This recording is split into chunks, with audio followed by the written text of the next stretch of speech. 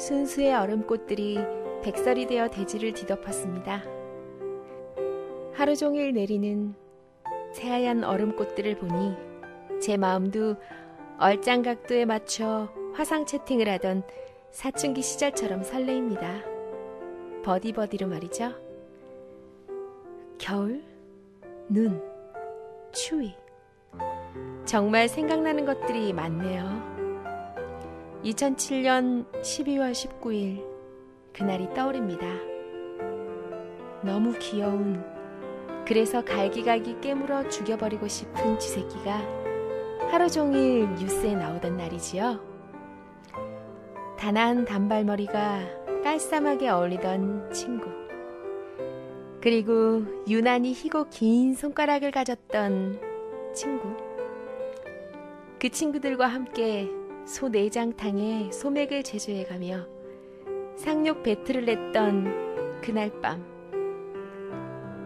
닭발, 고갈비, 2마리에 10,000원이던 오징어회, 그리고 소맥, 소맥, 소맥. 친구야, 눈 내리는 오늘 밤 많이 그립구나. 잊지 않았지? 우리의 약속.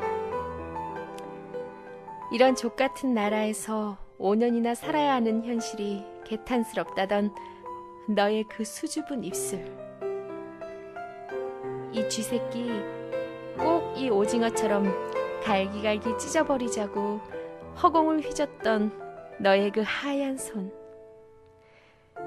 친구야, 보고 싶다. 그리운 나의 친구들 지금 만나러 갑니다. 개념 있는 여자들의 센수다. 라디오 반민특위 지금 시작합니다.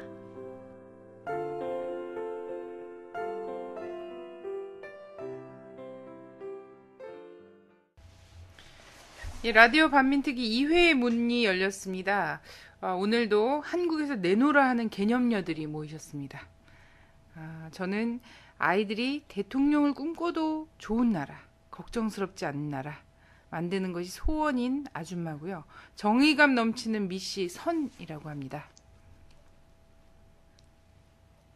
안녕하세요. 진과 찐 사이를 오고 가는 신비녀 진입니다.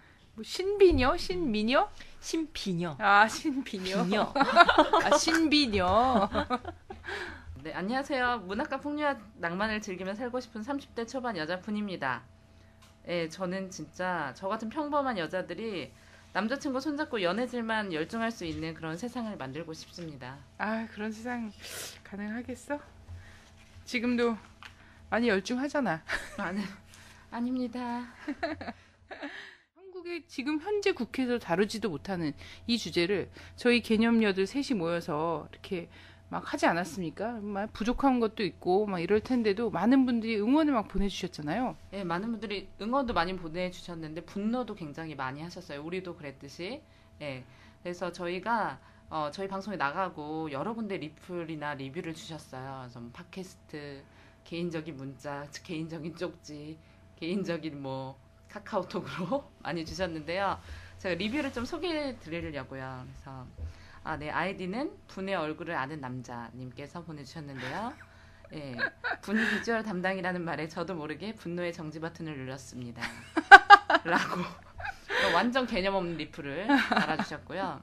아, 분의 얼굴을 알고 있답니까? 모르겠어요, 예. 누구신지. 네. 예, 역삼동에 사는 여대생 이주미 양, 제 제자입니다. 선생님, 풍류와 낭만은 아는데 쥐색 잡기가 뭐예요? 쥐색 쥐새끼 잡는 거예요? 이렇게 문의를 주셨는데요. 여대생이 맞는지 제가 잘못 가르쳤죠. 네. 제자라니까. 예. 주미야, 쥐색 잡기는 술 이성 노름을 말한다. 네, 그리고 팟캐스트 리뷰 19번 제가 외웠어요. 19번 적어왔습니다. 아주 네. 작성자는 마스코트라는 분이신데요. 아주 개념찬 리플을 달아주셨어요. 개인적으로 가슴이 후련하네요. 혼자 듣기에는 너무 아쉬움이 있네요. 여러 명이 같이 들어야 될 듯. 스폰하고 싶습니다. 라고 정말 수준 높은 리플을 남겨주셨어요. 그래서 스폰 뭐 저희 마다하진 않겠습니다. 네, 그죠? 원래 이런 거 안 하려고 했는데 애청자의 소중한 의견을 반영해야 하니까 조만간 그럼요. 민주주의를 후원 계좌 띄우도록 하겠습니다. 그럼요. 민주주의를 지향하고 있고 빨리 만들죠 계좌. 네, 그래야 되겠어요. 네, 라디오 반민특위 카페가 지난주에 저희 진행자 3명에 우리 편집해 주시는 눈썹 진한 분, 한 분의 지인, 저의 분의 지인 2명에서 6명으로 시작했거든요, 개념차게. 네. 근데 지금 현재 회원수가 150명이 됐어요. 벌써. 오. 네. 저는 진짜 첫 방송 나가고 한 20 몇 명, 요 정도 성공했다 이렇게 생각했는데 이렇게 열화 같은 반응이 있을 줄은. 네. 아무래도 우리가 그 시청각 이걸 하지 않고 방송을 하다 보니까 이게 아닙니다. 네. 비주얼 담당인 저로서 인정할 수 없는 얘기네요. 또 누가 끄시겠다. 또 누구 한 분 끄시겠다. 그래가지고 아주 지금 반응이 고급스럽고 개념차요. 우리 대중들의 반응이. 그래서 네. 앞으로 더 많이 청취해 주시고요. 카페 가입을 많이 하시고 방송 후기를 남겨주시면 저희가 추첨을 통해서 아주 푸짐한 댓글을 달아드리고 있어요. 그러니까 이거 상품이 댓글인 거죠, 우리? 네, 푸짐한 댓글 달아드릴게요. 네. 자, 그럼 이번 주에는요. 이번 주에는 이 아주 기형적인 한국의 정치 구도, 한국 사회를 만드는 활용정점이 있지 않습니까? 활용정점. 저는 이걸 대통령이라고 봅니다. 특히나 요번에 올해까지 해서 지금 한 4년, 5년 되게 사람들이 막 되게 괴로워하는데 대통령 하나를 어떻게 뽑느냐에 따라서 이렇게 세상이 뒤죽박죽이 되고 내 인생이 이렇게 고달플 수 있구나 이런 것들을 그렇죠. 최근에 진짜 많이 느끼는 것 같거든요. 그래서 저희가 요번에 이제 야심차게 또 2번째 방송을 하고 있는데 이 한국 사회의 활용 정점이 될 수 있는 이 한국의 대통령은 어떻게 길들여지는가? 요거에 대해서 좀 얘기를 해봤으면 좋겠다 이런 생각이 들어서요. 이걸 얘기를 해봤으면 좋겠습니다. 한국의 대통령은 어떻게 길들여지는가? 어떻게 반민족 행위를 하게끔 길들여지는가? 예, 그렇죠. 그래서 이걸 뭐 대통령들이 많이 있었죠. 우리의 그 자랑찬 대통령들이 많이 있지 않습니까? 이승만 그럼요. 대통령 대통령 각하부터 해서 박정희 대통령 어디 각하부터 내놔도 해서 뭐 어디 내놔도 하나도 부끄러운. 빠지지가 않아요. 지금 내전 상황이 있는 어디 제3세계 무슨 국가에 내놔도 지금 빠지지 않는 이런 대통령들이 굉장히 많은데 뭐 앞으로 차차로 볼 수 있을 거라고 생각이 되고요. 오늘은 좀 중심적으로 가장 최근 대통령 선거를 한번 떠올려 보자 이런 말씀을 드립니다.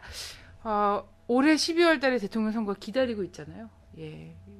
이게 지난번 2007년 12월 19일 날 있었던 대통령 선거가 큰 교훈과 경고를 남길 거다 이렇게 생각이 됩니다. 이 올해 선거에 대해서는. 그래서 대통령 선거를 한번 2007년 12월 19일 만감이 교차하시죠?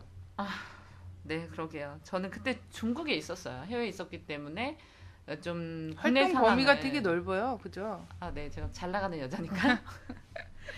그래서 해외에 있어가지고 국내 상황을 좀 객관적으로 볼 수 있었던 것 같아요. 그래서 사람들이 그때 주변 반응이 어땠냐면 어떻게 이명박을 대통령으로 뽑을 수가 있냐. 한국 사람들. 아무리 돈에 눈이 멀어도 그렇지. 그러면서 진짜 한국 사회의 모럴 해저드의 끝을 보여주는 것이다 이거. 근데 정말. 네, 그런 이야기를 진짜 많이 했고 제가 중국에 있었잖아요. 근데 중국 기본적으로 사회주의 국가이기 때문에 어떤 그런 정통적으로 정치를 해오지 않는 사람이 지도자가 되는 경우는 거의 없어요. 그래서 저희 똑똑한 중국 친구들도 굉장히 좀 비웃음 가득한 얼굴로 저에게 이야기했던 게 생각이 나면서 그날 또 동네에 모여서 소주를 하면서 소맥을 하면서 아주 분노에 욕 배틀을 했던 기억이 있습니다. 야, 그래요. 참 그때 참 만감이 교차했습니다. 이런 시대를 우리가 또 맞이하는구나 이런 생각에서부터. 근데 사실 이게 도덕적 문제가 없다라고 생각해서 뽑은 국민들은 없거든요. 그를 너무 신뢰해서 뽑은 국민들은 거의 없었죠. 다만 먹고 살기가 좀 편해질까? 이런 거였는데 그런 거였는데 역시나 도덕이 받침하지 않는 돈은 사실상 그거는 거의 재앙이다. 뭐 이런 교훈을 크게 남긴 것 같아요. 네, 그날 대통령 선거가 있는 그날 우리는 중요한 세 개의 문서를 발견할 수가 있습니다. 요새 교보문고에 가시면 따끈따끈한 책이 나오는데요. 바로 얼마 전 그럼 가깝게도 우리가 알고 있는 바로 위키리크스에 의해 폭로된 외교 문서, 미 대사관이 본국에 보낸 이 문서들을 통해서 확인해 볼 수 있겠습니다. 제가 이 책을 통해서 이 세 개의 문서 중 첫 번째 문서를 좀 읽어 드릴게요. 그 세 개의 문서라고 함은 2007년 12월 19일 날 대통령 선거가 끝날 즈음에, 그러니까 당선이 사실상 확정된 후에 미 대사관에서 본국으로 보낸 거죠. 보낸 그렇죠. 세 개의 문건을 얘기하는 거죠. 빨라. 그 저녁에 세 개나 썼어. 미리 쓰지 않았을까요? 우리 국민들은 막 가슴을 치고 있거나 막 울분의 술잔을 들고 있거나 이랬던 때 미 대사관은 호에다 막 아싸 막 이러면서 세 개를 쓴 거죠. 본국에 승전보를 올립니다. 이러면서 뭐가 있었을까요? 그 첫 번째 문서의 제목은 이렇습니다. 이명박 압도적 표차로 승리하다라는 문서인데요. 그 내용, 책을 통해서 확인된 내용은 이렇습니다. 여기 보시면요. 이 당선자가 한미관계를 대외정책의 핵심으로 보고 있고 한국군의 이라크 파병 연장과 한미 FTA 비준을 지지하고 있다며 모든 징후들로 볼 때 이명박 당선자는 미국과의 강력한 관계를 좋은 것으로 여긴다라는 내용이 있습니다. 아주 바로 정확하네요. 예, 이 문서에는 이명박의 당선을 두고 한미 관계를 위해 바람직한 것으로 평가 내리고 있다는 게 눈에 띄는 지점이라고 확인할 수 있겠죠. 그럼 버시바우 그때 당시 주한미 대사가 파악한 걸로는 우리 국민들은 국가 경제를 살릴 거라고, 그래도 그 사람이 도덕적 흠은 엄청 많지만 그래도 경제는 살리겠지, 747 공약 이런 것도 했는데 살리겠지라고 믿고 그 이명박 대통령을 대통령으로 만드는 그 순간 미국은 한국 경제 살기는 어렵다. 이 판단은 이미 한 거잖아요. 한미 경제를 FTA와. 살렸어요. 자신의 가정 경제와 이제 미국의 경제를 살려서 그렇지. 그분은 그게 특징이더라고요. 회사는 거덜냈는데 본인 재산 불어났잖아요. 그쵸, 예전에도. 그쵸. 예. 그래요. 이명박 압도적 표차로 승리하다. 거기 보면 그런 얘기도 나오더라고요. 부시에게 굉장히 쉬운 파트너가 될 것이다. 예, 그때 당시 부시였죠. 완전 쉬운 파트너죠. 완전 쉬운. 그죠. 그래갖고 골프 그거 몰아줬잖아요. 골프 카트 몰아주는 게 바로 딱 나오지 않았을까, 부시한테 가서. 근데 중요한 건 이 책의 내용을 통해서 볼 때 이명박 대통령에 대한 이 부분만이 아니라 그의 참모들을 통해서도 수많은 정보들을 수집했다. 그리고 그것을 바탕으로 해서 이러한 문서를 만들었구나라는 걸 확인해 볼 수가 있겠죠. 간첩 아니에요? 스파이? 그런 거 막 갖다 주면? 그렇죠. 우리는 흔히 그렇게 얘기하죠. 우리는 인터넷에 있는 거 자료 이렇게 몇 개 모아서 이메일로 주고받고 막 이래도 갑자기 삽시간에 간첩으로 돌변하고 막 이런 예들을 또 아직도 볼 수 있지 않습니까? 그렇죠. 국법을 타이트하게 적용받는 경우죠. 두 번째 볼까요? 두 번째 전문은 이런 제목으로 되어 있습니다. 대통령 당선자 이명박은 누구인가? 라는 제목으로 달려 있는데요. 여기서 대단히 흥미로운 지점을 발견할 수가 있습니다. 확인해 볼까요?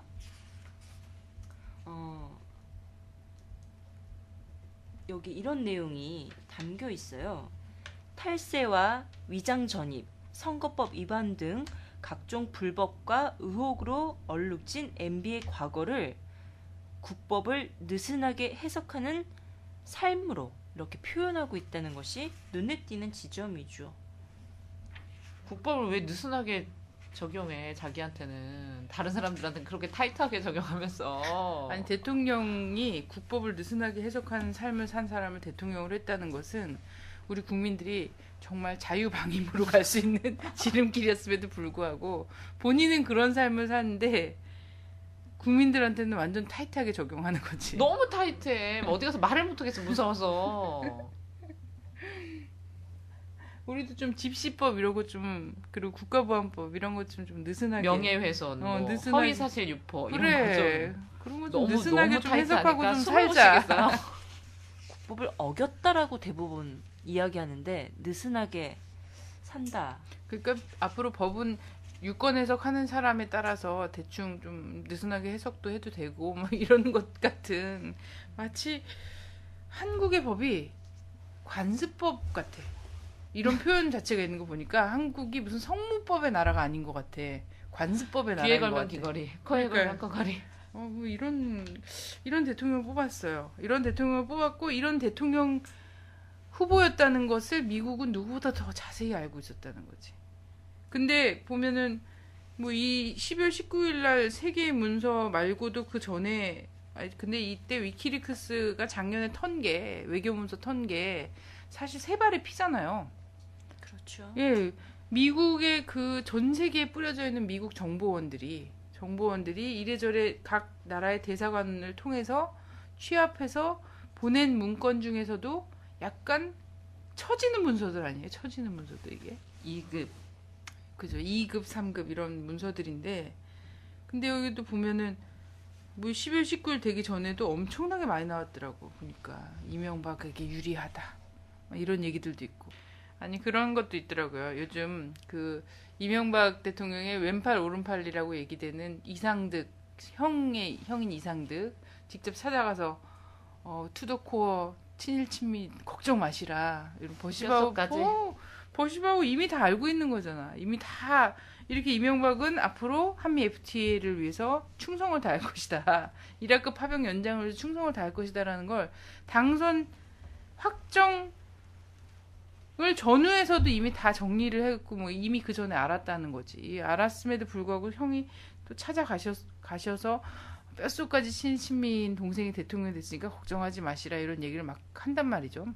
미국의 판단이 결론적으로는 딱 맞아요. 맞았어요. 뭐 그러니까 이라크 파병부터 쪽집게, FTA까지 쪽집게. 아주 미국의 기대 이상으로 잘해주고 있기 때문에. 그지. 그래서 이 당선자 이명박은 누구인가를 보면은 이상득하고 최시중 둘의 말을 잘 듣고 딴 사람에 대해서는 대단히 의심이 많기 때문에 다른 사람들 말은 잘 안 듣는다라는 부분도 이 전문 안에 들어 있더라고요. 그러면서 뭐라고 표현하냐면 이상득 최시중 말만 듣는데 이 중에 최시중은 오랜 친구이자 미국의 정보원이라고 딱 나오는 거야.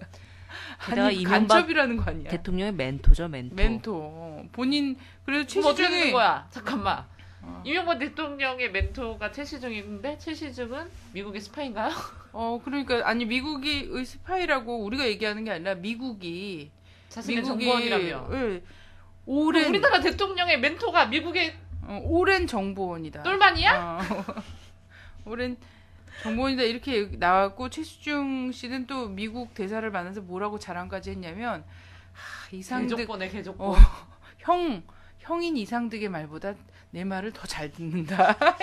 이러면서 또 막 자랑을 한 서로 거지. 깔때기 들이대는 거야 미국에? 근데 그거를 하필 위키릭스가 턴 거지.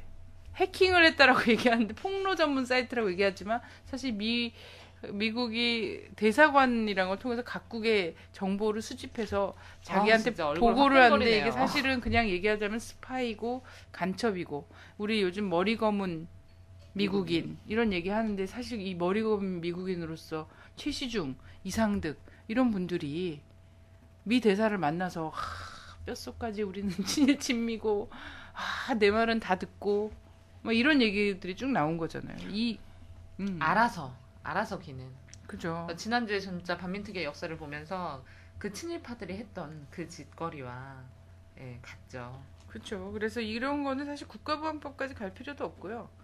형법상 간첩죄 이런 게 있잖아요. 사실 그런 게 있습니다. 본인들은 너무나 뭐 자랑스러운 직책이었는지 모르겠는데 하여튼 그랬던 것 같고 또 세 번째 문서는 뭔가요? 그럼 첫 번째, 두 번째, 세 번째.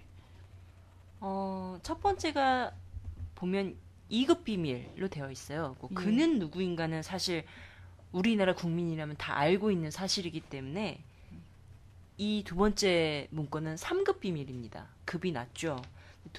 이제 마지막으로 보는 미국의 우선 목표와 관련해 한국의 새 지도자에게 개입하기입니다. 그래서 역시 2급 비밀로 분류되어 있는데요. 길들이자는 거죠. 예. 길들이는 데 있어서 사실은 어떻게 이제 개입할 것인가, 미국의 개입, 당선된 그 시점으로부터 벌써 이제 이명박 대통령의 어떠한 전략을 세워서 미국의 이익을 실현할 것인가, 이런 것들을 담고 있다고 볼 수가 있겠습니다. 그래서 이 내용은 예. 정말 많아요. 그래서 좀 구체적으로 살펴봐야 될 것 같아요. 사실. 제목부터 상당히 노골적인데요. 그렇죠. 예. 그래서 이 내용은 사실 보면 이명박 대통령이 이제 집권한 후부터 지금까지의 행적들이 고스란히 그대로 담겨 있다. 그래서 어떻게 이렇게 철저하게 한미가 만들어 올 수 있었던가라는 것은 미 대사의 역할이 있었다. 이런 것들을 좀 확인해 볼 수 있는 사실인 것 같습니다. 네, 뭐 시나리오가 이때 이미 다 완성이 돼 있었네요. 그래서 여기서 미국의 우선 목표는 뭐래요? 이게 제목이 미국의 우선 목표와 관련해 한국의 새 지도자에게 개입하기잖아요. 그러니까 한국의 대통령을 어떻게 길들여야 되는가 이런 내용인 거잖아요.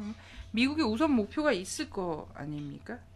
보면요, 앞에 첫 번째 문건을 이야기했을 때도 드러난 건데, 보시면 한미 FTA 비준, 미국산 쇠고기 시장 개방, 그리고 이라크 자이툰 부대 파병 연장, 그리고 필요한 동맹의 변화와 관련한 진전 등을 포함한 우리에게 가장 중요한 이슈들을 해결하는 것이 바로 전반적인 한미 상호관계를 강화하는 진정한 기회라고 본다라고 이 문서에는 적혀 있습니다. 네, 그러면은 가장 우선적인 목표가 아주 노골적으로 돼 있는 거죠. 지금 이날 이때껏 지금 5년째 싸우고 있는 우리 한미 FTA, 예, 한미 FTA 이거고 미국산 쇠고기 시장 개방 관련해서 바로 이 오다를 딱 받자마자, 그죠? 이게 딱 미 대사관이 딱 그린 시나리오인데 바로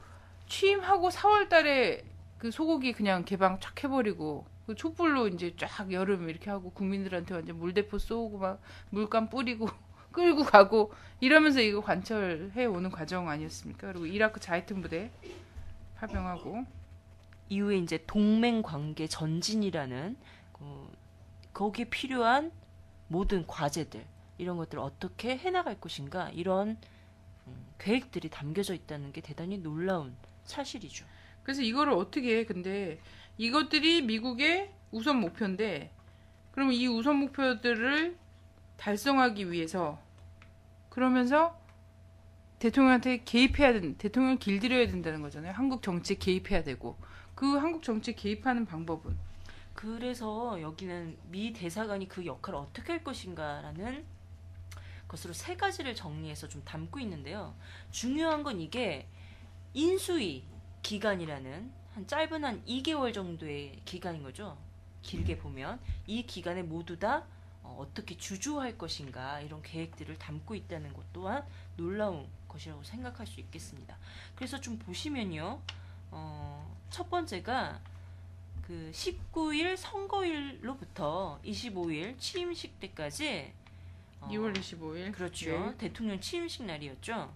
한국의 새로운 지도자 그룹 중 핵심 인사들을 상대로 우리의 장기적 목표 달성을 위한 전망을 탐색한다. 인물들을 그동안도 만나왔겠지만 또한 이제 새로운 정부를 구성하는 그 인물들을, 핵심 인사를, 그것도 최시중 이런 분들 만난 거죠. 그렇겠죠. 오랜 친구이자 정보원. 그런 사람들을 일단 만나서 전망, 자기의 목표들을 어떻게 달성할 것인가에 대한 탐색을 한다라는 것이 첫 번째 역할이다. 오더를 내렸을 것 같은데요, 탐색보다는. 그렇게 담겨져 있고요. 두 번째 보면은 이제 단기 우선 목표들에 대해서 중요합니다. 여와 야의 양당의 협력을 조성한다. 이 여야 양당 협력 조성한다는 부분이 이게 참 신기한 거예요, 사실. 미국이 참 광범위하게 관리하고 있는 거죠.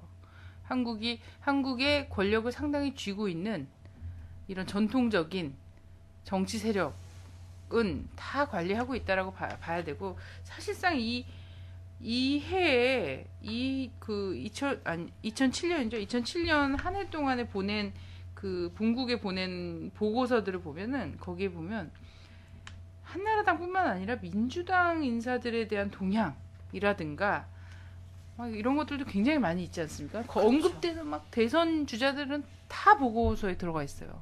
뭐 대선 주자만이 아니라 청와대에 일하시는 분들까지도 모두 다 만나고 있는 미국의 현실을 거의 보여줘. 소나기 안에 있네요. 정치판이. 그죠? 미국 소나기 안에서 지금 놀고 있는 거죠. 부처님 소나기 아니다 막 이러면서 다 들여다보고 있다 이렇게 봐도 되는 것 같아요. 그리고 마지막에 있습니다. 이건 더 중요한데요. 제가 보기에는 새 정부 초기 몇 달간 주요 정치, 경제, 안보 이슈들을 놓고 한국 정부와 함께 일함이라고 써 있습니다. 대단히 놀랍죠. 어떻게 한국 정부와 함께 일한다라고 표현을 하는 건지. 사실 함께 일하진 않을 것 같아요. 일을 시킬 것 같아요. 그러네요. 오더를 내리는 그렇죠. 거죠. 근데 뭐 여러 가지 뭐 볼 수도 있겠지만 이 주요 정보원들을 통해서 오더를 내리든 지시를 내리든 뭐 제안을 하든 이런 형태로 함께 일한다라는 표현을 이것도 완곡한 건가요? 이렇게 표현하고 있다는 것 또한 놀라운 사실이죠. 제가 보면은 이게 내용상으로는 보면은 조선 총독부가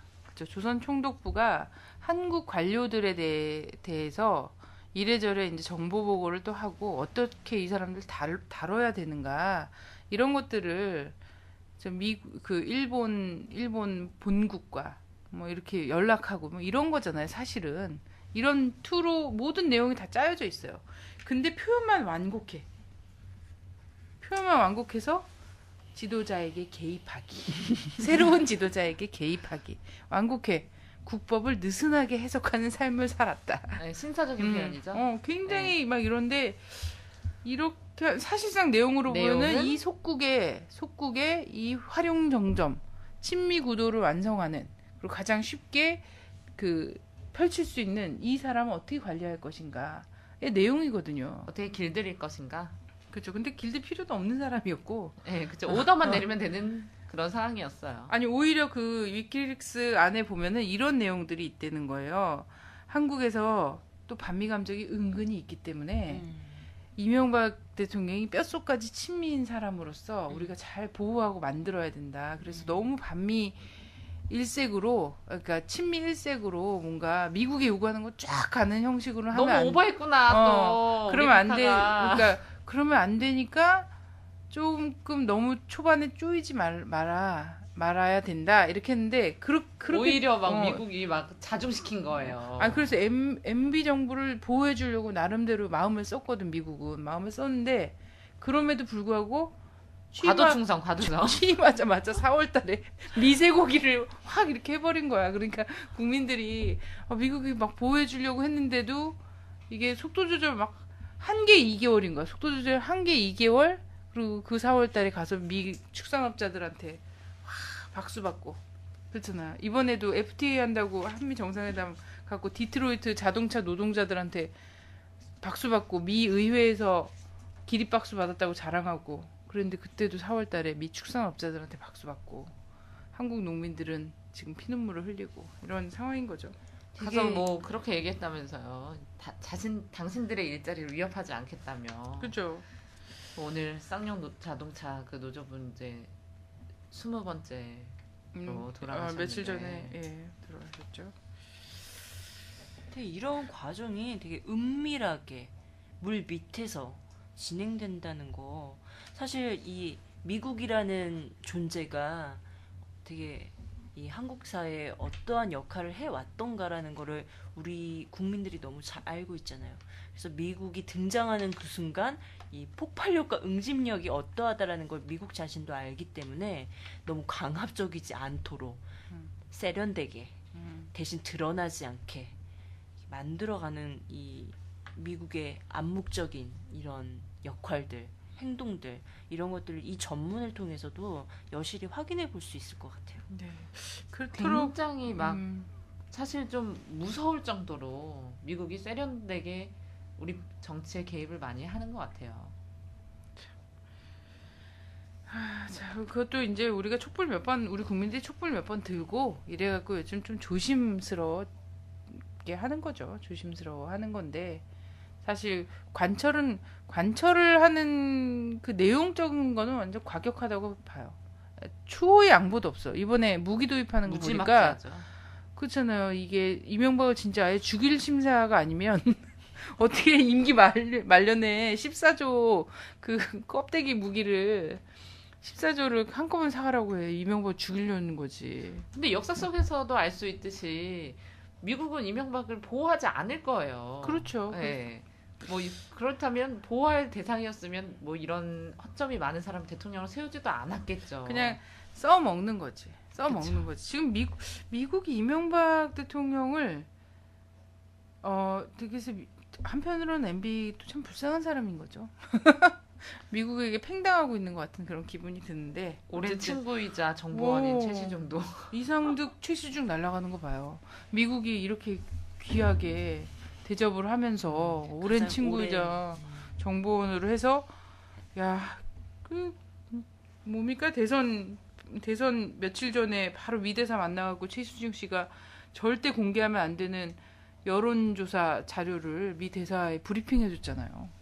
한국 국민한테는 비밀인데 미 대사한테는 걱정 마십시오. 선거법에 못하게 되어 있죠. 예, 못하게 돼 있어요. 근데 버시바한테는 가서 브리핑 해줬거든. 근데 법을 미국이 느슨하게- 최시중을 버리고 있어 지금. 네, 느슨하게 언제나 해석하시기 때문에 버림받은 사람은 사실 한둘이 아니죠. 역사상에서. 그렇죠. 자, 그래서 이게 사실은 지금 뭐 미국이 한국 대통령을 어떻게 길들이고 썼다가 또 어떤 필요에 의해서 또 팽하기도 하고 이런 게 뭐 2000년 이후에만 볼 수 있는 일은 아니고요. 예, 한국 역사의 구비구비마다 다 있습니다. 자, 요거 역사 속으로 좀 들어가기 전에 노래 한 곡 들을까요? 우리 오늘도 좀 아름다운 노래. 네 준비했고요. 아 진짜 듣다 보니까 막 얼굴이 다 화끈거려요. 지금 너무 분노스럽고 막 가슴이 아픕니다. 그래서 일단 방송 저희가 끝나고 소맥 먹자. 저희가 기세를 이런 잡아야 되겠다. 우리가 나는 그런 사람이 아니야. 난 문학과 풍류와 낭만 사랑하는 여자예요. 아. 네. 누가 뭐래 주색 그게 새끼가 지색이라 그러면서요. 누가 뭐래나? 하여튼 네. 소맥만이 우리 마음을 달래주는구나. 그래서 우리가 지금 많은 애청자분들과 저희의 가슴을 위로하는 잔잔한 음악, 예, 서정적인 노래 한번 들어보도록 할게요. 예, 좀 오래된 노래입니다. 큐.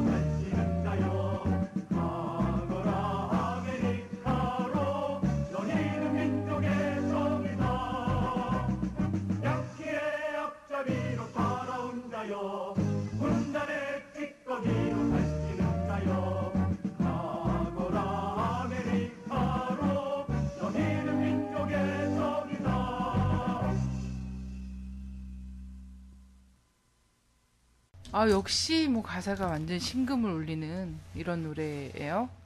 네, 따뜻하게 위로받았어요. 네. 좀 많은 분들이 또 열화와 같이 이 노래를 다운받으시리라고 생각이 됩니다. 자, 역사 속으로 한번 들어가 보겠는데요. 아무래도 이 이명박 대통령이 롤 모델로 삼지 않았었나 이런 생각이 드는 분이에요. 예, 그리고 뭐 등장부터 해서 아주 극적인 사람이고요. 그리고 한국의 뭐 영웅으로 막 지금도 떠받들어지고, 그죠? 그리고 그 영광이 오늘날엔 그 딸의 후광으로까지도 남아 계신 분이죠. 형광등 100개야. 그래, TV조선에서 그 형광등 100개의 아우라라고 얘기를 했다고 하는데, 그걸 약간 비꼰 것 같기도 하다는 그런 말 했잖아요. 백열등도 아니고 형광등은 너무 수첩공주 이미지하고 딱이잖아. 안티인가? 그러니까 TV조선 이상해. 방송 막 함부로 하고 0.1% 시청률 올리질 않나, 그죠? 0%도 있었잖아요, 며칠 전에. 트윗에서 난리가 났어. 기쁜 소식 있습니다. TV조선이 드디어 시청률 0%막 이러면서. 많은 사람에게 기쁨을 준다는 형광등. 면에서는 형광등 100개의 아우라를 낳고 미국의 있는. 오랜 정보원, 오랜 친구 최시중의 작품이죠. 그러니까 최시중은 그렇게 버리네. 0%로. 자, 박정희에 대해서 좀 봐야 될 것 같아요. 사실 5.16 쿠데타, 사실 4.19 항쟁이 있은 지 불과 1년밖에 안 됐을 때인데 이게 반혁명이 일어난 거죠. 근데 아직도 뭐 김종필 씨 이런 분들은 5.16은 혁명이다 이렇게 막 주장하시는데, 애국이라고 얘기하시는 분도 계시죠. 네.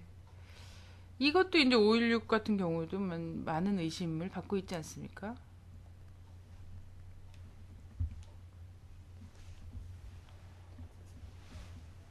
그렇죠. 뭐 보면 우리가 이 5.16 군사 쿠데타라고 얘기하지 않습니까?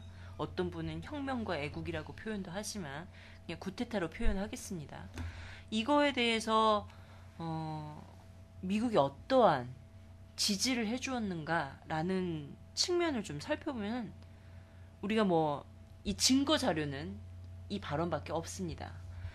보시면요, 쿠데타 당시에 미 중앙정보국 CIA죠. 그 최고 책임자였던 덜레스가 있습니다.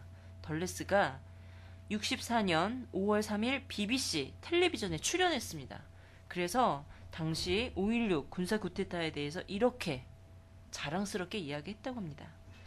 내가 재임 중에 미 중앙정보국의 해외 활동으로서 가장 성공을 거둔 게 바로 5.16 군사 쿠데타였다 라고 폭로한 것.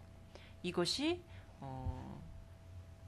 한국의 대통령에 어떻게 미국이 개입했는가를 보여주는 대표적 또한 사례로 설명할 수가 있겠죠. 완전 뭐 미국이 사주했다라는 발언이죠. 그죠. 그 부분에 대해서 그 해석, 굳이 사람들이 해석하지 않고 이렇게 그냥 쭉 보죠. 자기가 한 재임 중에 했던 일 중에 가장 성공한 사례라고 이걸 얘기를 한다는 거예요. 5.16 쿠데타를.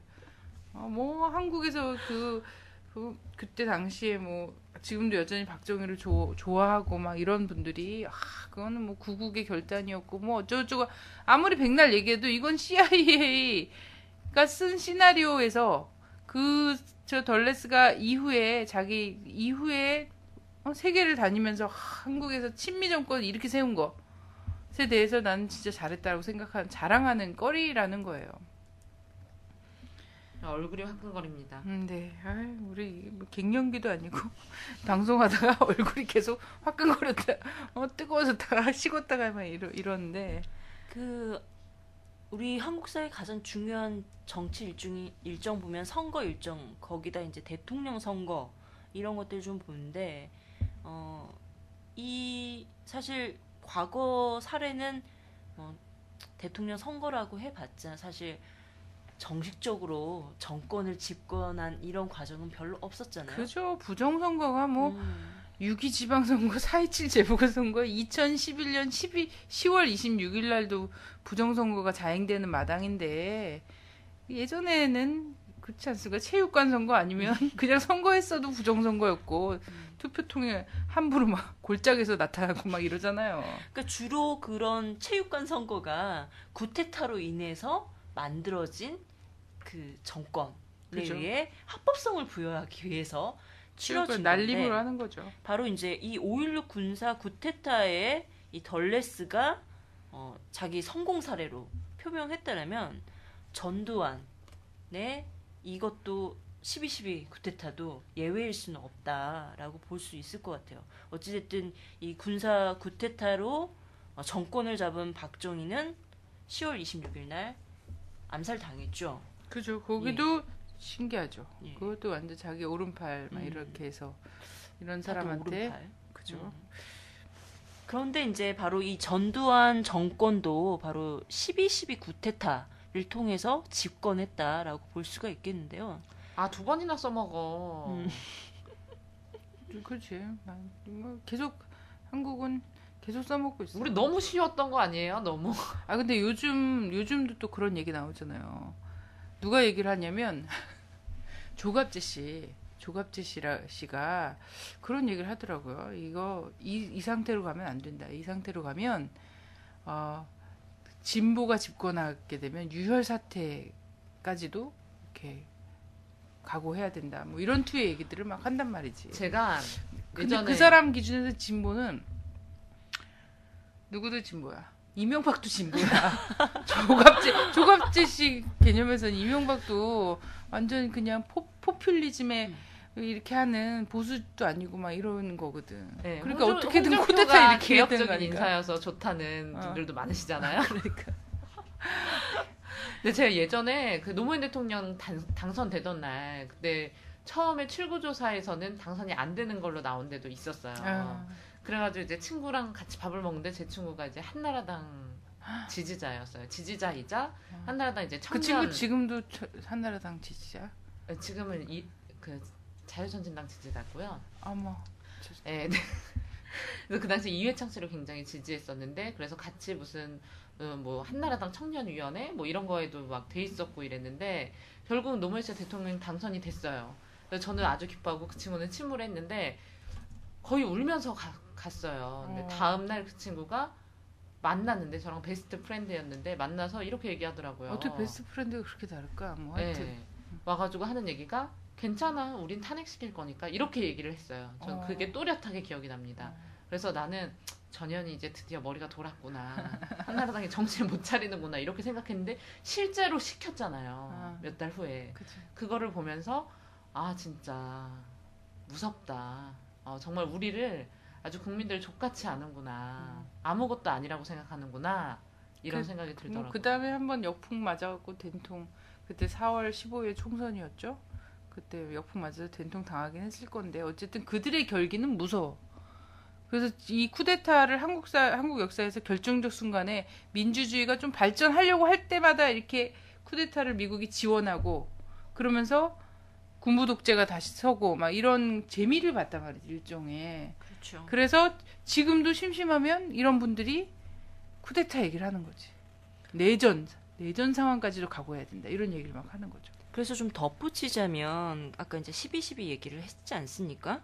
근데 우리가 이제 5.18 광주 항쟁을 얘기를 하잖아요. 그 전날 바로 전두환이 5.17 또 구테타를 일으킵니다. 여기에 이 구테타 직후 이제 광주 항쟁이 근 10여일간 진행된 과정에서 이제 거의 학살로 마무리가 된 거죠. 이때 5월 31일 날 카터 행정부가 이런 발표를 합니다. 우리의 우방이나 무역 상대국이 단지 우리의 인권 기준에 맞지 않는다고 해서 그들과 단교할 수 없다라고 하면서 전두환을 인정해주는 이런 발언들을 했고요. 중요한 건 또 있습니다. 위컴이라는 분이 계세요. 예, 주한미 사령관에서 구테타 전문가라고 합니다. 이분이. 이 위컴이 AP통신과 8월 27일 날 전두환이 통일주체 국민회의에 대통령으로 선출되자 이 AP통신과 회견에서 한국의 10월 사태 이후 미국의 대안 정책이 가장 성공한 일 중에 하나가 바로 전두환 정권을 수립한 거다.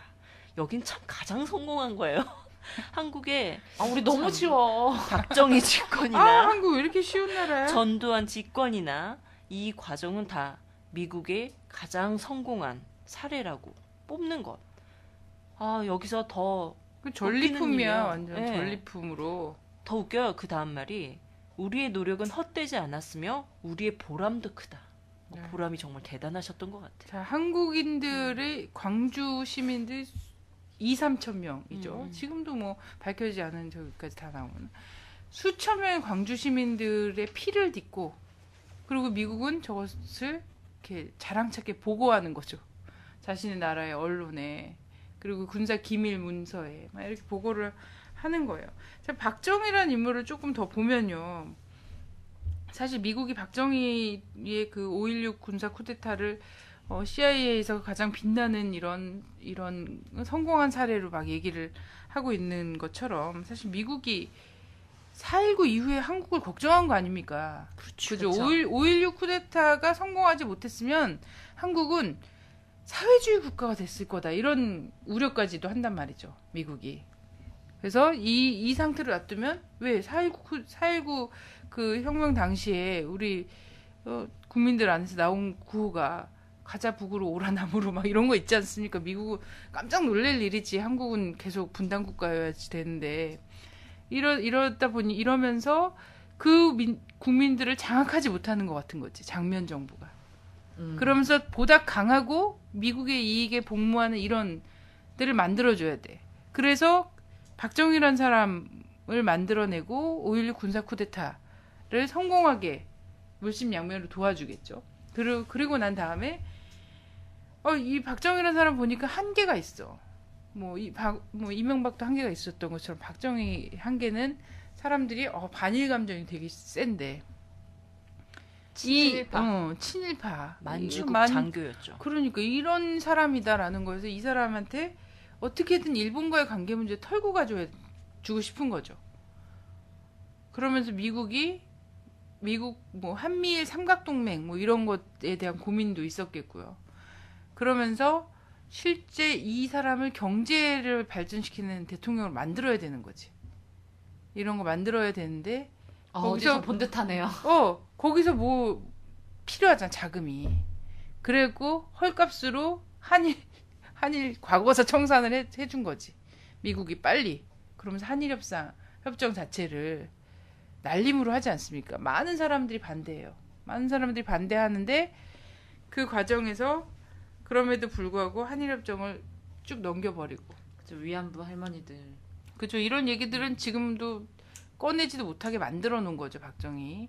이때 당시에 해놓은 거예요.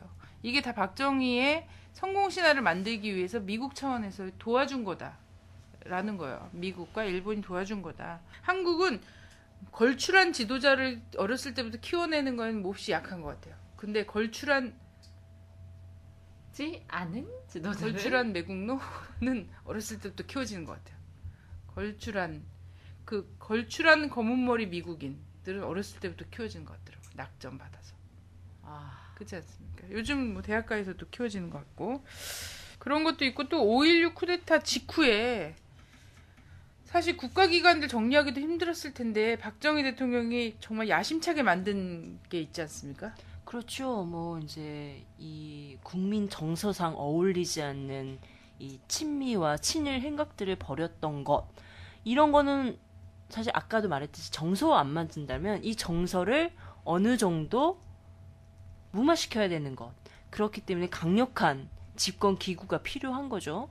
여기에 바로 이제 그 중앙정보부라고 하는 공안기관이 등장을 한다라고 볼 수 있겠습니다. 그래서 자신의 논리와 배치되는 것들, 아까 이제 우리 이명박 대통령 당선자 시절에 미 대사관에서 국법을 느슨하게 살아온 이런 것였다면 국민들은 아주 타이트한 삶을 살았다라고 말을 하지 않았습니까? 여기에 동일하게 적용해 볼 수 있을 것 같아요. 바로 이런 이 중앙기관을 정보기관을 통해서 친일과 친미 행각을 벌인 이 정권들에 반대하는 세력들이라고 할 수 있겠죠. 그런 사람들을 탄압하기 위한 도구로 써먹고 있다. 이런 강력한 기관들을 만들어냈다라고 볼 수 있겠죠. 그 중앙정보부가 국가안전기획부를 거쳐서 지금 국가정보원으로 온 거죠. 중정, 안기부, 국정원. 아, 근데 이 중정, 안기부, 국정원이 그래서 진짜 정보, 진짜 국익에 부합하는 정보를 모아서 취합해서 그 정보를 어떻게 외교라든지 이런 데서 써먹거나 이런 걸 하냐 하면 차라리 그것이 미국처럼 자신의 나라의 이익을 위해서 한다 그러면 그런 면도 좀 하지만 그 사람들도 뭐 국민들에게 이익을 돌아가게 하는 건 아니지만 군산복합체의 이익을 위해서 복무하고 있는데 하여튼 중정과 안기부 국정원이 한 거라고는 국가 차원에서의 어떤 국가 발전에 이익에 이런 도움이 될 만한 정보나 이런 것들을 모으는 게 아니라 국민들 도청하고 저 어리석은 국민이 막걸리 먹고 혹시 대통령 욕하는 거 아니야? 이러면서 이런 거 쫑긋 세우고 다니고 그러게 말입니다. 지금도 하루가 멀다 하고 압수수색 하잖아요. 국민들 얼마나 할 말하는 국민들 집에 가고 탈탈 털어요. 너무 심해요. 책장 흔들고 뭐야 볼펜까지 뒤에 무슨 마약 사범이야? 볼펜 뒤에다가 무슨 히로뽕 넣어놨어. 볼펜까지 따갖고 그거 털어보고서 이러면서 압수수색하는 게 국정원이라는 거예요. 근데 이게 5.16 쿠데타 일어나고 채 한 달이 안 됐죠? 6월 초였던 것 같은데 제 기억으로는 6월 초에 6월 10일인가 그랬던 것 같아요. 6월 초에 중앙정보부를 만든다는 거예요. 대단하죠. 아주 그런 일에는 아주 부지런해요. 많은 분들이 그런 얘기를 하더라고요. 전두환은 광주에 몰아놓고선 수천 명을 죽였는데 박정희 대통령은 쥐두새도 모르게 굉장히 더 많은 사람을 죽였다. 이런 얘기를 하더라고요. 자, 그렇습니다. 그래서 이 한국의 대통령은 어떻게 길들여지는가 이런 얘기들을 좀 해봤는데 그러면서 이제 12월 19일 날 타전됐던 세 개의 문서, 미 대사관에서 미국 본국으로 타전된 세 개의 외교 문서에 대해서 얘기를 했지만 또 중요한 게 이것도 있더라고요. 그 하루 다음 날. 그렇죠. 예. 미국의 행동이 재빠르다라는 거를 그 다음 날 우리 이제 19일 날 세 건의 문서를 통해서도 확인할 수 있는데 그 다음 날 버시바우가 당선자를 찾아가는 이 과정을 설명한 문서 또한 확인해 볼 수 있겠습니다. 12월 20일자예요. 당시 2007년이겠죠. 네. 그래서 이 버시바우 미 대사와 이명박 당선자 사이에 대화를 기록한 내용이라고 할 수 있겠습니다. 여기 나와 있는 거를 한번 읽어봐 드릴게요. 부시 대통령이 오늘 축하를 전하기 위해 이 당선자에게 전화할 예정이며 미국은 이 당선자가 선거 유세 기간 동안 한미동맹을 지지한다고 강하게 언급한 데 대해 사의를 표한다고 말했다. 한미동맹은 강하며 우리는 이 대통령과 함께 이를 더 강하게 만들기를 기대한다고 했다. 이게 버시바우 미 대사의 발언이겠죠. 네. 그렇다면 당선자도 그거에 관련해서 이야기를 했겠습니다. 다음과 같습니다. 전문에 쓰여진 바를 읽으면 이 당선자는 대사의 발언에 감사하며 부시 대통령과의 대화를 기대한다고 말했다. 이 당선자는 그의 가장 우선적인 목표 가운데 하나가 지난 5년간 신뢰의 결여로 훼손되어 온 한미관계를 강화하는 것이라고 말했다. 이 당선자는 우리는 새 동맹을 구축할 필요가 있다고 선언했다. 아 정말 찌질해. 진짜. 아니 그래서 노무현 정권 5년의 시기를 신뢰의 결여로 한미 관계가 훼손되어 온 시절로 규정했다는 거예요. 그래서 이 한미 관계를 강화해야 되는데 이 한미 관계를 정상적으로 난 강화하면 좋다고 생각해. 근데 이게 한미 관계라는 것이 실제 정상적이라는 것 자체가 모순형용인 것 같은 거지. 주종관계. 예. 근데 이 한미 관계를 그래서 정상적으로 강화하자라고 하면 바로 잡으면 되는 거잖아요. 뭐 소파도 개정하고 막 이렇게 하면서. 근데 어이가 없는 거예요. 강화하는 방법 자체가. 그런 다음에 네. 여기 전문을 보면 네. 기자들을 내보내요. 그러면서 이제 두 그게 사람이 핵심이네, 핵심. 핵심. 어떻게 강화를 할 것인가의 내용을 담고 있죠. 그래서 대사가 한미양국은 많은 핵심 이슈들을 두고 함께 일할 필요가 있다고 말했고 가장 급한 건 이라크에서의 한국군 주둔을 연장하는 것이고 한국 국회와 미국 의회가 한미 FTA를 비준하는 것이라고 말했다라는 거죠. 네. 그 뭐 우회야 이게. 그러니까 꼬봉짓거리지. 훼손되어 온 한미 관계를 강화하는 게 정상적으로 바로잡는다는 것이 아니라 이라크에서 한국군 주둔을 연장하는 거고 한미 FTA를 비준하는 거라는 거지. 그래놓고 이명박 그때 당시 당선자가 그 다음에 네 알겠습니다 이러고서 얘기를 한 거 아닙니까? 그렇죠. 이렇게 대사가 요구를 하자 당선자가 현 회기 내 FTA 비준을 시도해 보겠으며 불가능한 것으로 판명되면 내년 4월 총선 후에 바로 비준하도록 해야 한다라고 이때 말했다고 당시 합니다. 현 회기라면은 본인이 이걸 취임식도 안 했을 때잖아요. 그렇죠. 그죠? 12월 이때 정기국회 뭐 요런 때를 얘기하는 거예요. 너무 과잉충성이야. 그래놓고선 이게 안 되면 내년 4월 총선 후에 내년 4월 총선에는 한나라당이 더 진출할 수 있을 거기 때문에 원래 대선 총선 이렇게 붙어 있으면 같이 확 이러면서 과반 넘어가고 막 이러잖아요. 이걸 기대했겠죠. 그래서 4월 총선 후에 바로 비준하도록 하겠다 이렇게 약속을 하신 거죠. 그런 후에 바로 이제 일련의 네. 상황들 미 대사가 전문에 보낸 내용들이 이 이제 한미 관계 속에서 차례로 나타나는 과정들을 우리는 네. 5년 동안 확인했습니다. 네. 자, 이래요. 이래서 한국의 대통령은 우리 국민들이 5천만이든 우리 민족 결의가 8천만이든 상관이 없어. 이 5천만, 8천만이 길들일 수 있는 대상이 아닌 거예요. 오직 한국의 대통령은 미 대사에게 길들여 온 거였지. 그러니까 그것도 난 그래. 네. 뭐 미국 대통령도 아니고 미 대사관이 관리하는 거잖아. 그러니까 총독부로서의 역할을 한 걸로 봐야 되는데 하여튼 한국 국민으로서 한국 국민 개념찬 국민 여성 국민으로서 정말 자존심 상하고 이런 그 보고서를 위키릭스가 털어서 얼굴이 만천하- 휘청거리네요. 만천하에 공개했는데 이 한국 관련해서 왜 이렇게 많은 거야 도대체? 그래도 노무현 대통령에 대해서는 굉장히 어려운 상대다라고 이야기했거든요. 나 미국에게 진짜 어려운 상대가 대통령 되고 국회의원 좀 됐으면 좋겠어요. 미국이 이렇게 이토록 쉬운 상대 말고 좀 어려운. 근데 한국도 그럴 때가 됐다 이런 생각이 좀 들고요. 그러면 저는 이제 그런 거 좀 얘기해봤으면 좋겠어요. 이 시점에도 정부는 계속 가고 있겠죠. 그렇죠. 음. 반복되잖아요. 네. 그 박한현 시장님이 전번주에 말씀하신 것처럼 한 번은 비극으로 한 번은 코미디로 그렇죠. 이렇게 된다고 하셨는데 너무나 많이 이런 역사가 반복됨에도 불구하고 계속해서 이것이 되기 때문에 미국은 너무나 우리를 쉽게 생각하고 계속 이런 일을 하는 것 같아요. 그래서 오늘 이 순간에도 미 대사관은 본국으로 타전할 전문을 막 치고 있을 거란 말이죠. 그렇죠. 치고 있을 대통령에게, 국무장관에게, 최시중, 국방장관에게. 이상득 아웃됐음. 우리의 오랜 정보원은 버려야 될 때가 됐음. 그럼 우리는 상상의 나래를 펼쳐볼 수가 있겠어요. 우리는 상상력과 창의력이 중요하니까요. 그럼요. 요즘은 예. 그럼 이런 거를 뭐 제목으로 하지 않을까요? 이명박은 폐기. 네, 폐기돼야 한다. 그리고 또 나올 수 있는 게 뭐가 있을까? 박근혜 얘기가 나오겠죠, 당연히.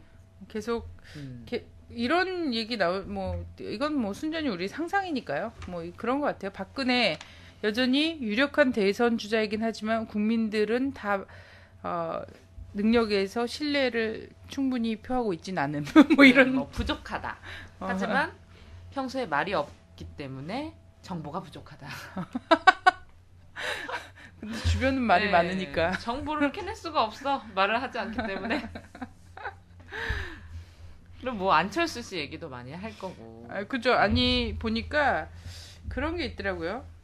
여기 보니까 정동영 참모진 대외정책 방향을 세워 그리고 이런 것도 있고 박근혜 후보 참모 한미동맹 강조 이게 이제 2007년 당시에 한 거예요. 손학규 새 개혁정당의 대선 후보 이건 공개되지 않은 거긴 한데 이런 것들 있잖아요.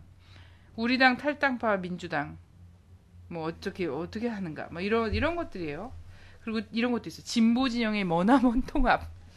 이거 얼마나 정말 쾌재를 특이해요. 부르면서 썼을까 싶은데 하여튼 뭐 막말로 얘기해서 뭐 그런 얘기가 있잖아요. 뭐 진보는 분열로 망한다. 근데 이것을 우리가 깨야 된다고 생각을 해요. 올해가 저는. 깨야만 하는 절호의 시기죠. 그래서 역사 속에서도 알 수 있듯이 제가 상상력을 동원해 보자면 가장 좋은 한나라당이나 미국에서 짜고 있는 가장 좋은 판은 이것이다. 지금까지 해왔던 것도 그렇고 이분들은 언제나 언론을 이용해요. 그래서 언론을 통해서 여론조사 내용을 공표할 겁니다. 그래서 민주당이 제1 정당으로서 고공행진을 하고 있다. 그래서 민주당에 굉장히 호의적인 이런 것을 하면서 그러면 민주당 입장에서는 후보 단일화 야권 그쵸. 연대 할 필요성이 없어지죠. 그런 필요성이 또 없어요. 오만에 오만할- 빠지겠죠. 그렇죠. 예, 역사적으로 볼 때 그런 오만에 빠져서 우리끼리 선거하겠다. 한두 석을 잃더라도 뭐 10석 잃더라도 하겠다. 분명히 이런 생각을 갖게 할 거예요. 아닌 그것이 게 아니라 요즘 굉장히, 좀 위험하게 그런 생각 하시는 분도 있는 것 같더라고요. 굉장히 이것이 미국의 세련되고 고급스러운 판이지 않을까라고 저는 상상을 해봅니다. 맞죠. 일리 있어요. 네, 그런 것과 함께 이 이제 아까 머나먼 길 정글 가는 것도 아니고 이런 것들 좀 보면 제목들을 보면 한국 사회 진보 세력이 등장하는 것 자체를 원치 않을 수도 있다. 그 한 예로 이 석패율제를 요새 이 한나라당과 민주통합당이 이걸 가지고 이야기하고 있는 과정이 바로 진보 세력의 등장을 가로막고자 하는 미국의 의도가 아니겠는가 이런 걸로도 한번 짐작을 해볼 수가 있겠죠. 그리고 또 하나 생각해 볼 수 있는 건 요즘 한나라당이 변신을 많이 꾀합니다. 모자를 맨날 바꿔 쓰죠. 이름 막 바꾸고 난리 하지 않습니까? 이명박 대통령이 워낙 실정을 많이 했기 때문에 국민들의 정서가 거의 선거는 심판의 분위기가 되지 않겠습니까? 그렇기 때문에 한나라당한테 표를 주지 않을 거라는 거죠. 한나라당도 위기일 수밖에 없다. 그렇다면 어찌됐든 이명박 대통령의 버금가는 미국의 이익을 관철해줬으면 하는 세력이 한국 사회에서 가장 대표적이라면 한나라당이라고 할 수 있겠는데 한나라당이 살아남아야 되지 않겠습니까? 제가 봤을 땐 그래서 한나라당이 변신을 꾀하는 데 있어서 당명을 바꾸는 과정 이런 것도 하나 있겠지만 중요한 것은 얼마 전에 언론에서 보도된 것처럼 정강과 정책들을 변화시키는 노력들이 보이고 있다라는 거죠. 너무나 그 보수의 이미지, 철저한 이 꼴통의 이미지를 과감히 변신시키려고 하는 것이 이번에 좀 드러났다라고 볼 수 있겠습니다. 그래서 뭐 복지는 뭐 많이 아쉽기 때문에 그냥 넘어갔는데 정말 이 보수 정당이라고 할 수 있는 것 중에서 대북관이 변하고 있다라는 걸 확인해 볼 수가 있을 것 같아요. 그래서 좀 보시면 이 8조 새 정강 정책의 8조에 기존에는 이렇게 써 있었습니다. 자유민주주의와 시장 경제 질서를 기초로 한 평화 통일을 위해 원칙에 입각한 유연한 대북 정책을 추진한다라고 바꾼 거죠. 세련됐어. 원칙에 네. 입각한 유연한 대북 정책 어디서 많이 들어본 것 같지 않습니까? 말은 뭐 예, 이 유연함이라고 한다는 거 류익 통일부 장관의 취임 일성 같네요. 그렇죠. 그 유연함에 우리는 한계를 받지 않습니까? 그런데 이제 어찌나 그 이명박 정부는 이제 원칙에 확고하다 보니까 이것이 국민적 지탄이 되고 있고 이것이 향후 걸림돌로 선거 전국에 분명히 걸림돌로 작용할 것을 미리 예측했겠죠. 그래서 이 정강 정책을 변화시킨 유연함으로 변화시킨 과정이라고 좀 확인해 볼 수 있겠습니다. 그래서 사실은 뭐라 그래야 될까요? 기득권, 뭐 정치권에서는 특히 뭐 기존 정당들에서 꿈이 확고한 양당 구조로 가는 거잖아요. 미국이 성공한 예입니다. 확고한 민주당, 공화당, 양당 체제로 가면서 진보가 싹틀 수 없는 분위기. 완전히 이런 분위기예요. 미국 같은 경우에 상하원에서도 서로 진보적인 뭔가가 기득권을 치고 올라오지 못하도록 견제가 되잖아요. 상하원이 이렇게 되고 또 양당이 제도로서 그런 진보 진영이 진출하지 못하도록 하는 이거에 아까 이제 예를 들어 석패율제라고 한다면 이 정책들이 차별성이 없게 만들어 버리는 그래서 누가 선명한지를 확인할 수 못하게 만드는 게 바로 이번에 확인된 정강 정책의 변화라고 볼 수가 있겠죠. 근데 사실상 그렇지 않다는 겁니다. 지금 뭐 이게 선심성으로 뭐 이렇게 되는 거지. 복지 얘기를 복지 얘기를 누구나 다 하죠. 근데 진보는 복지 얘기를 이렇게 막연하게 하지 않습니까? 그냥 환상만을 주는 식으로 하지 않습니다. 재원 마련 방책이나 이런 것까지도 다 이야기하고요. 국방비를 얼마나 줄여야 되고 주한미군 주둔비 얼마나 줄여야 되고 무기 구입하는 거 등록금 반값 이걸로 돌려야 되고 이런 얘기까지 다 할 수 있어야 돼요. 구조 전체를 뜯어고칠 수 있는 대안을 내줘야 이게 진보다 이런 거고 우리 국민들이 그런 거 볼 수 있는 눈이 이 안목이 다 생기지 않았습니까? 생겼기 때문에 제 아무리 무슨 당명을 갈아 바꾸고 뭐 어떻게든 뭐 진보의 진출을 막아보려고 안간힘을 쓰고 뭐 여론조사에 1위 1비 하면서 막 우리끼리 해도 되겠다 막 이러면서 또 박수 쳤어 김치국 막 둘러 마시고 이래도 우리 국민들이 하는 말은 아니에요. 아니고 연대연합해. 그렇죠. 이런 거거든요. 근데 지금 뭐 이렇게 돌아가는 판을 이게 미 대사가 전문 얘기하다가 한 거구나. 한국 지금 민주당 혼자서도 될 것 같아서 진보 정당 뭐라 그래야 됩니까 이거 뭐라 그래요? 왕따 전략 스물스물 피어올라 막 이러면서 아니 막 그렇게 되게 세련된 어휘였단 말이야. 아까는. 그럼 뭐라 표현해야 될까? 하여튼 버시바오만 못하진 않을 거예요 지금. 한나라당의 복지 정책을 보면 그 허경영의 공약과 다를 게 없어요. 그냥 허무맹랑하게 뱉고 보는 거죠. 그래, 하여튼 그런 것이 있다라는 이런 전문들이 지금 타전되고 있지 않을까. 한국의 정치 상황을 보면서 미국 대사관이 2007년에 그랬던 것처럼 지금도 엄청나게 그 더듬이를 세우고 안테나를 세우고 막 이런 것들을 타전하고 있을 거다. 근데 이들이 세운 우리 이 나라의 역사가 언제까지 일본과 미국이 계획한 대로 굴러가고 그들의 의도 입맛대로 맞춰진 사람들이 대통령이 되고 이런 시대를 살아야 되는가 이런 거에서 좀 하여튼 질문을 좀 던지고 싶은 마음에서 오늘 수다를 이렇게 좀 떨었네요. 센 수다. 네. 진짜 얼굴이 달아오르고 너무 부끄럽네요. 부끄럽고요. 뭐 이런 거. 우리 오늘 그 얘기를 해야 되겠구나. 저희가 이제 위키릭스가 엄청나게 많은 분량이 지금 공개가 되지 않았습니까? 네. 이게 진짜 이 외교 문서 중에 일부인데도 불구하고 되게 많아요. 되게 많고 이 영어가 직독직해가 안 되시는 분들이 많아요. 그런 그죠? 사람들이 있어요?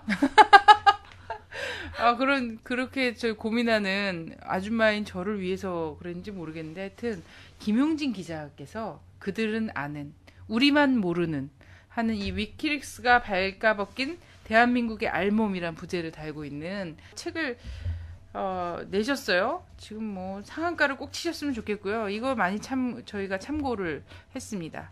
근데 이거가 모든 내용을 담고 있지는 않다는 거. 예, 극히 그렇죠. 일부라는 거. 아주 일부고 이거 세 발의 피예요. 세 발의 피고 그런데 이것만 보다가도 참 이게 나라냐?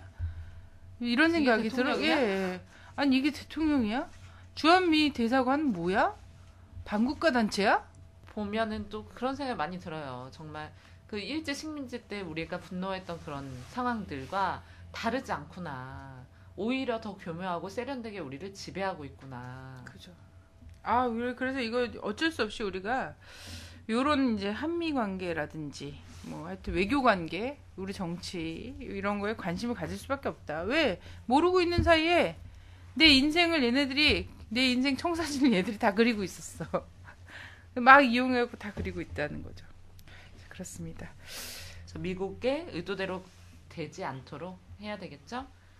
예.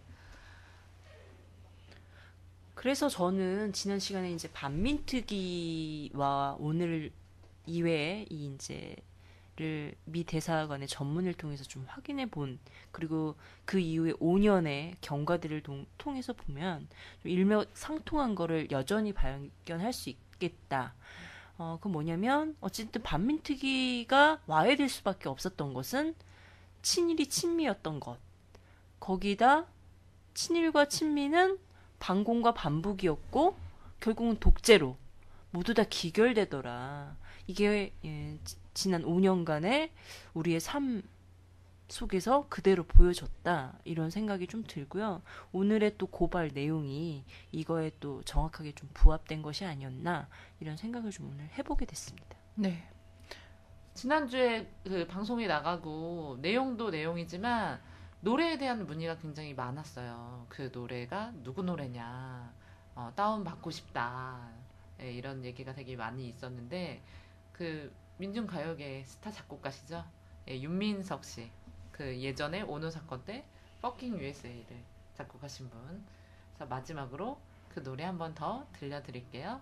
마음의 위로 받으시고 편안한 밤 되세요. 투더코어.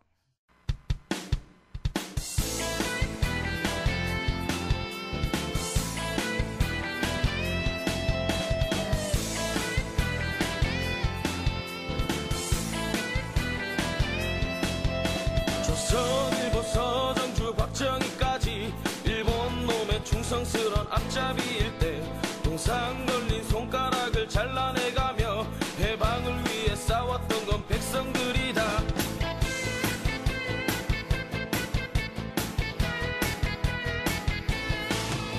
햇살 전투원과 긋돌머리들 5060의 부귀영화 대물림할 때 잡혀가고 죽어가고 고문당하며 민주를 위해 싸웠던 건 국민들이다. 친일과 친미로 배불리는 매국노들 여의도에 또 아리 틀고 갈수록 적반하장 우한무치 지랄 연병 국민들 피눈물을 짜는구나. 더 이상 못 참아 더 이상 못 참아 국민이 나서자 국민이 나서자 우리의 힘으로 모두 갈아엎자. 3.1 정신으로 자비 정신으로 5월의 노래로 5월의 노래로 6월 항성으로 6월 항성으로 역사를 만들자.